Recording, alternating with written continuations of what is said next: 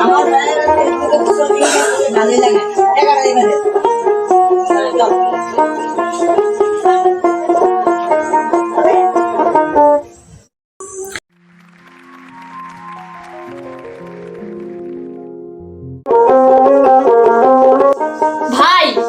অনেকদিন ধরে দান করতে পারছি না।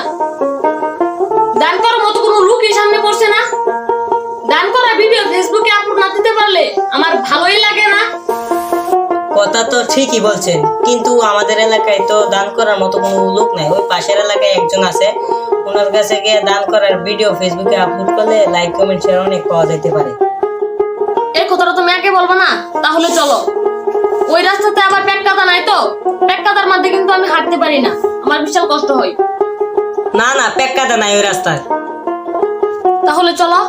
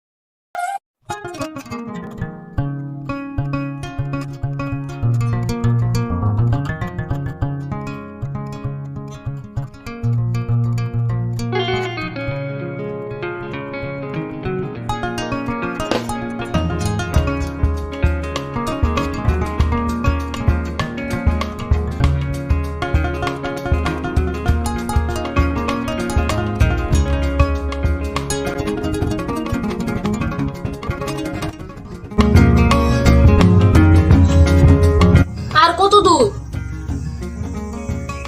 এই তো সামনেই।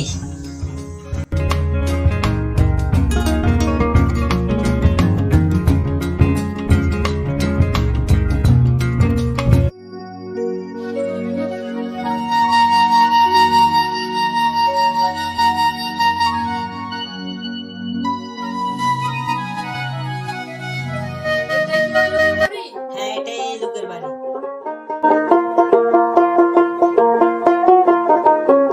দাঁড়াও, ডাক দিতেছি।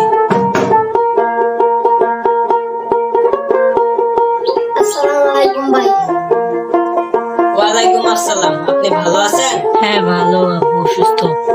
আপনি কি আগের চেয়ে ভালো অনুভব করতেছেন? আমি আপনাকে দান করতে চাই। আপনার আমার কাছে তো মানতে নাই, তাহলে 500 টাকা নোটে রাখেন। আমার জন্য দোয়া করবেন আপনি, আর ভালো অনুভূতি করবেন। এই দাঁড়ান দাঁড়ান, আমার ফেসবুকে ছবি ভালোই লাগে। টাকাটা দিবেন।